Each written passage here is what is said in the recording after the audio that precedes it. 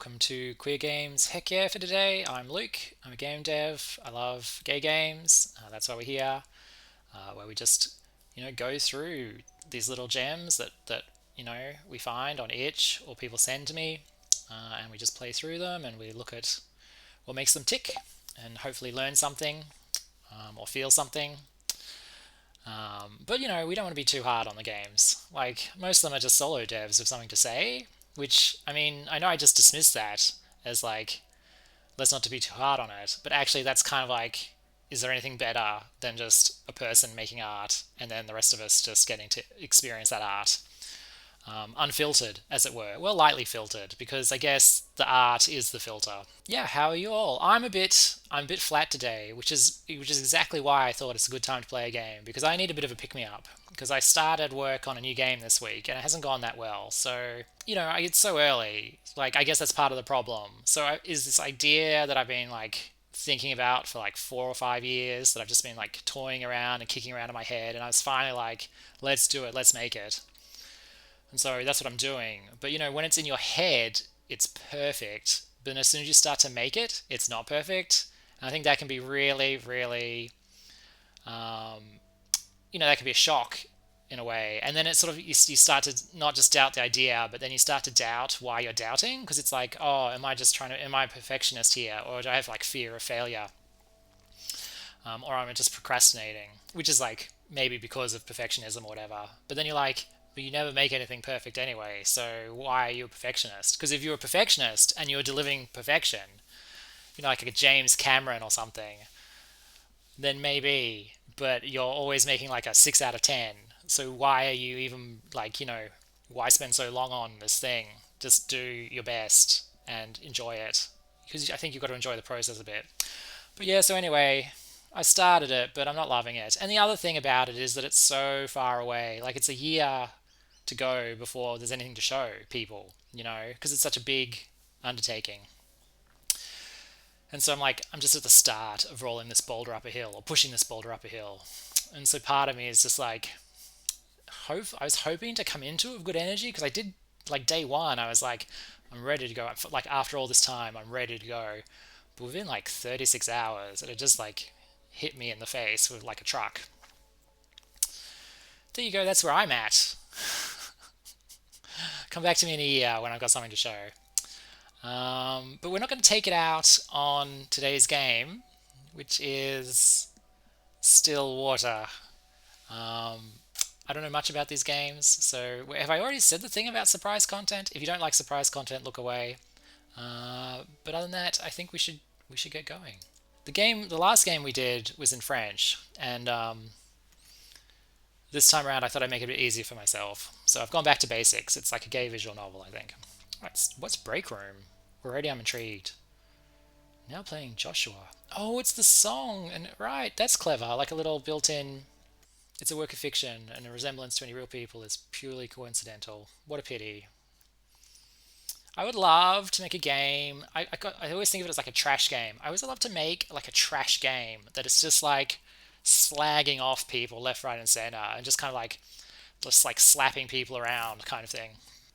Because I don't know if you're familiar with the filmmaker John Waters. If you don't know of their work from like the 1970s and 1980s, they were like a sort of a shock indie filmmaker, and I often think like indie devs could absolutely use a massive dose of like 1970s indie filmmaker injected into their veins.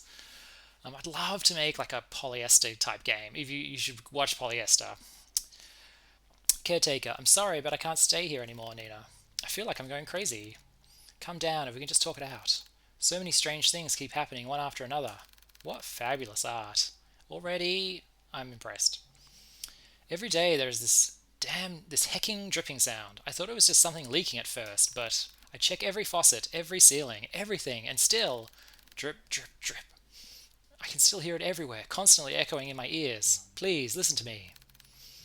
Oh, but the water, that heck water. Water? Yes, it's everywhere, pools of it all over the house, and every time I try to mop it all up, another will appear. There's no end to it. Ah, but it's at night. It's at night when it comes. This is really nightmarish. I think this might be a horror game, maybe.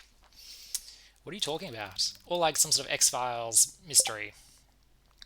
I hear someone or something walking along the hallways at night. Maybe it's just my grandfather. It's a possum. Like whenever you're like lying in bed and you hear a thud and someone walking across your ceiling or down a hallway or in your patio, it's a possum. No, Nina, it's not him. I thought it was, but it's not. But I've seen it, that thing. It's a possum. I only glimpsed it once, but I'm more than certain that thing was not your grandfather. Every night, ever since that night, I would lock my door and pray it would walk past my room. Who has locks on their doors? Very odd. Although I did have a friend. Well, I do have a friend. I guess we don't talk so often much. But his parents bought a former, what do you call it?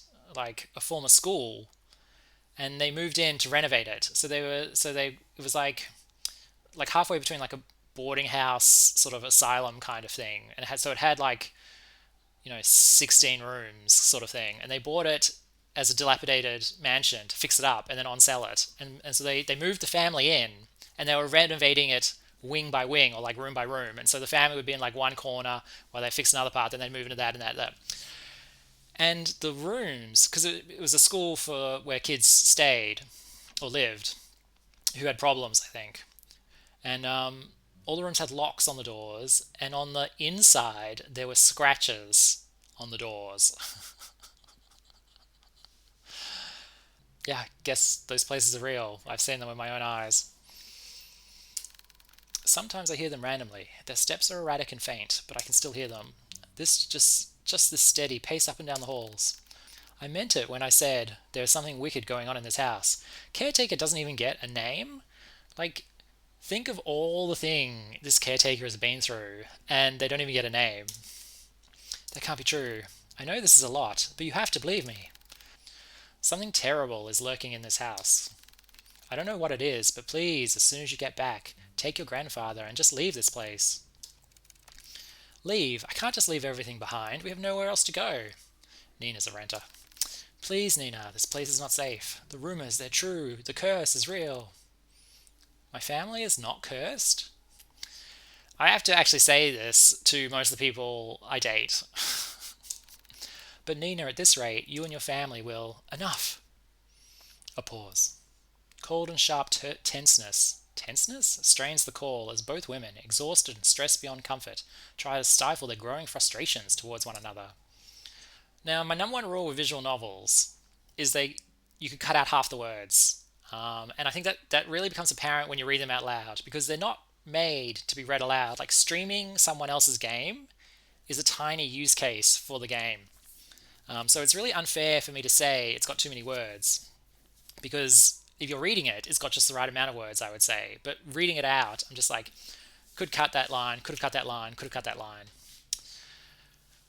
But I say that about all visual novels. Like I literally, every visual novel, you could cut every second word and it would still get across everything you need to do. Because I think people reading it, they fill in the gaps. Diner or dinner? I miss that. Oh, foggy morning. The art is really above average, and the fact they're like showing bits of it in like short cuts and pans is a really excellent way to get extra like mileage out of your limited resources. And today it was just black coffee. Cute, handsome. I love his trench coat. Hugo. Ugh. I swear I've never seen that amount of paperwork in my life. A freaking mountain worth of it. A hecking mountain? I think the freaking is already the edit, is already the censorship. I don't need to heck it. Well, I'm happy to freak it. You're a valuable member of our team, Hugo. My foot. Oh, what a great facial expression. I'm really like, as a character introduction, top notch. I'm starting to believe that I was bamboozled into joining their agency. Ha. My friend, I just got a message. My friend is moving overseas tomorrow. He's taking his dog.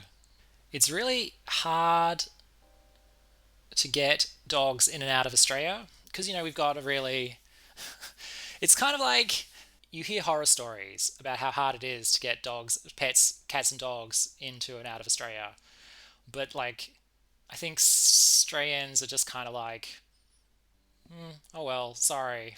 Because it's kind of like we've just got these most amazing animals here, like the birds and the lizards and the skinks and the snakes and the possums.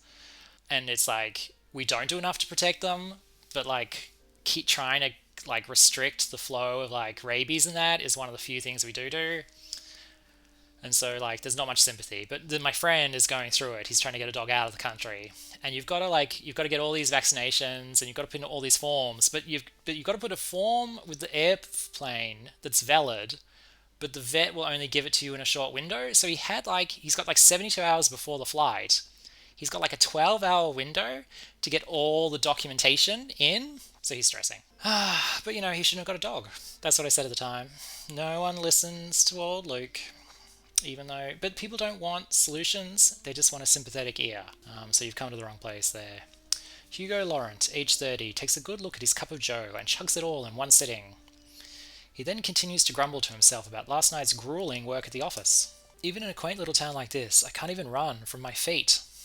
Oh, my delivery on that line was terrible.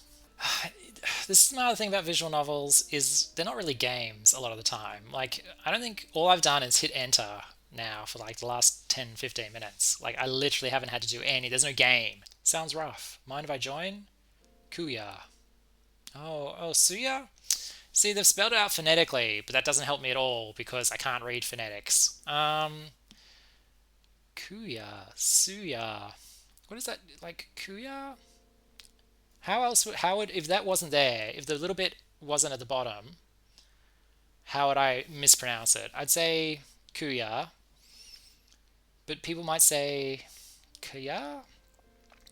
I think it's definitely a long U. That's what the double U means. So I'm gonna, but then the C has confused me because it's like C or K. Well, I guess they wrote C rather than K. So we're gonna say Suya.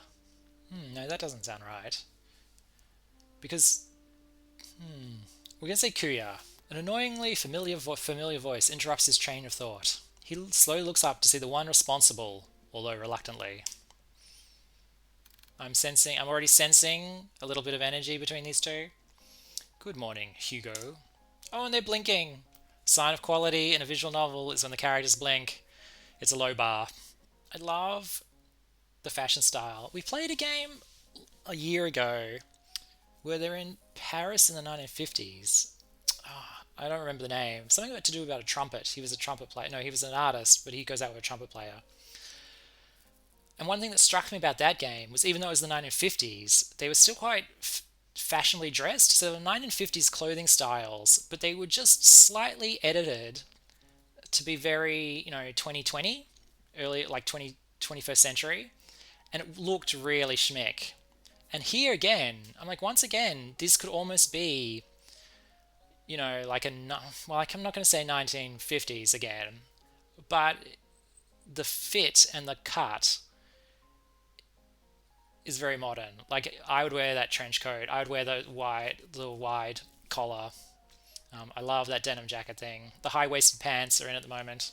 Well, too bad for you. I ordered a big breakfast for the two of us. Is it Malaysian or Indonesian? That could make sense. Okay. Neon de Leon. Noah de Leon. That's a great name. Age 27. A natural born charmer. Is also the only person in the world who lovingly threatens him to eat every day. Heck him. I got swept away again. Oh, by the way, the chief will be out for a business trip. She mentioned it'll be for a couple of days. When did she tell you this? I didn't hear anything about it. Pay for their meals and head to Hugo's car. Okay. Well, this looks like a 1970s finish. Yeah, okay. I'm kind of putting it in like 1979-ish, I reckon. This game. Noah opens the door to the passenger seat. He notices a bloodhound sleeping inside. Oh, I want that dog so much. Oh my god, that's the most beautiful dog. Colby. At the sound of his... Oh, that's a cute dog.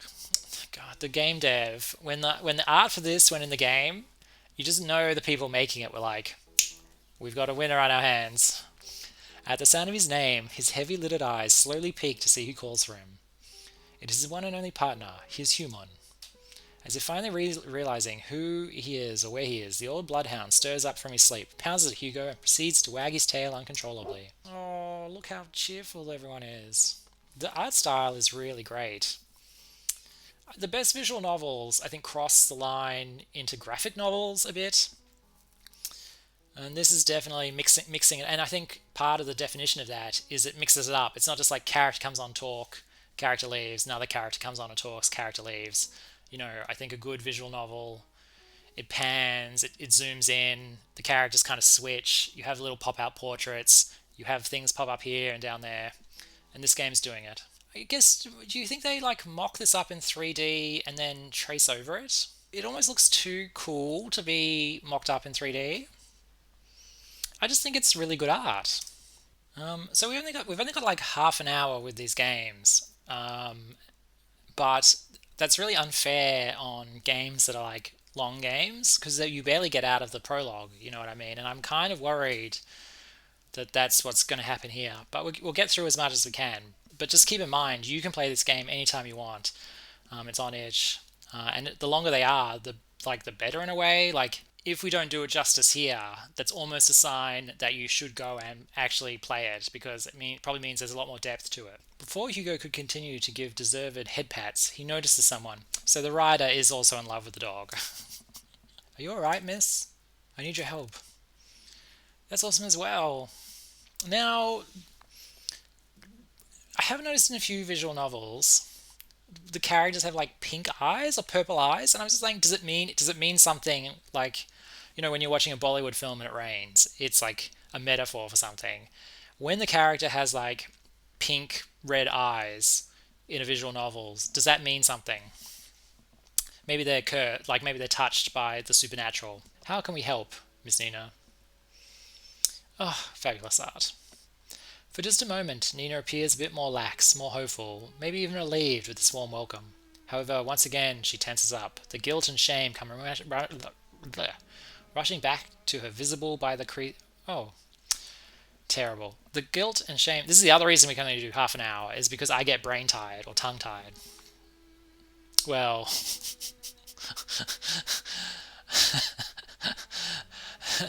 The guilt and shame come rushing back to her, visible by the creases of her brow, as she once again realizes why she's here.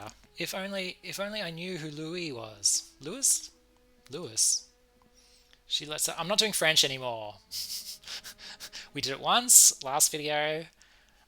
I learnt my lesson. It's Louis. We're not saying Louis. She lets out a gasp.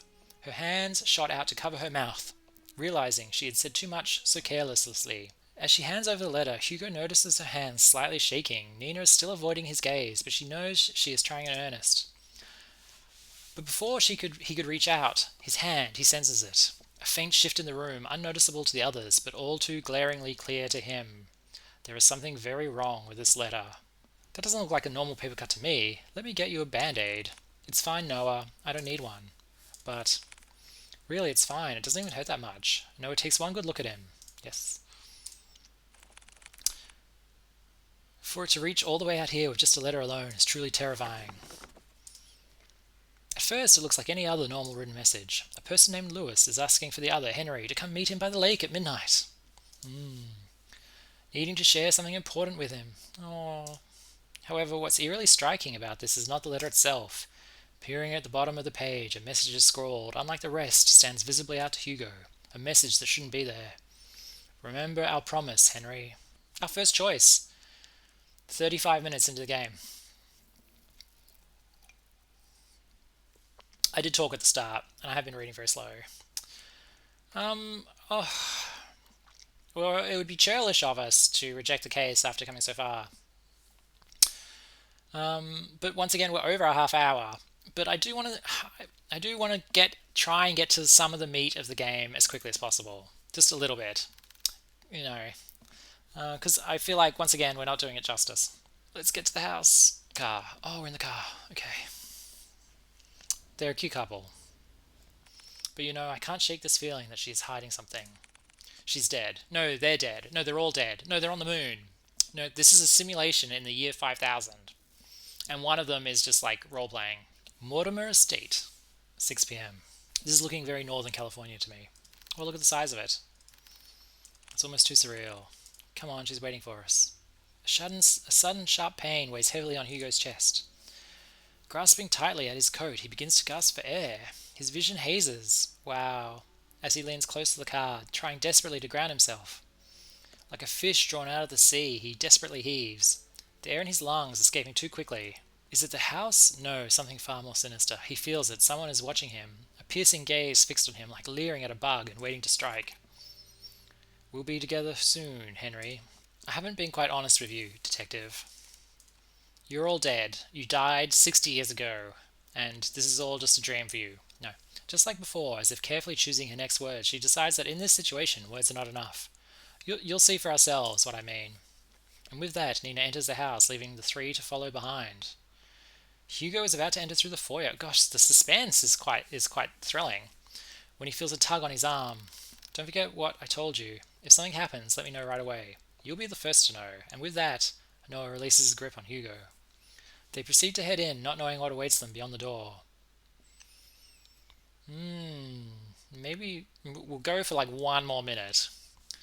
Greeted with a brightly lit hallway, Hugo immediately notes immediately that the interior is just as grand.